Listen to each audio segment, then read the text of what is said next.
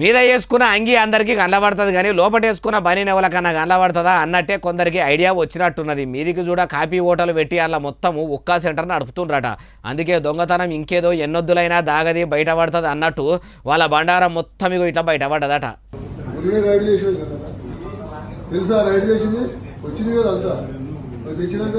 కూడా వచ్చింది అంటే పోలీసు వాళ్ళు అంతా ఏం చేయలేరన్నా ఏదంత ధైర్యం లేదు అసలు నడిపించే ధైర్యం లేదు మీ ధైర్యం లేదు.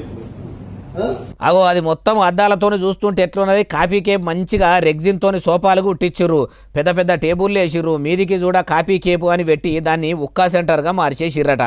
అసలే మన తెలంగాణ పోలీసులు మురక చూసి దొరకబట్టే బాపతాయి. అందున తెలంగాణ గుండెకాయ హైదరాబాద్ పట్టణంలో ఉన్న పోలీసులు ఇంకెంత హుషారు ఉంటారు చెప్పుండ్రి.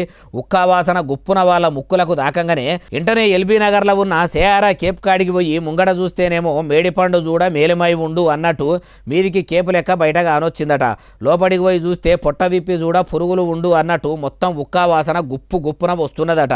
అందుకే కేఫ్ పేరు పెట్టుకొని ఉక్కా సెంటర్ పెట్టి నకురాలు చేస్తున్నా అని నాగోలు పోలీసులు సర్కారు వారి లాంఛనాలతో వచ్చి క్లాస్ తీసుకుంటుంటే ముఖమెడ్డి పనిపక్క అన్నట్టు దొరికిన వాళ్ళు నాలే సూపులు ఎట్లా చూస్తుర్రో చూడుండ్రి నల్లికుట్ల లెక్క.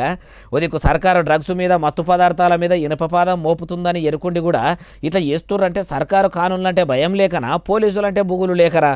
వీళ్ళు ఎట్లా చేస్తే తోబకొస్తారంటుర్రు ఈ ముచ్చటి నోళ్ళు.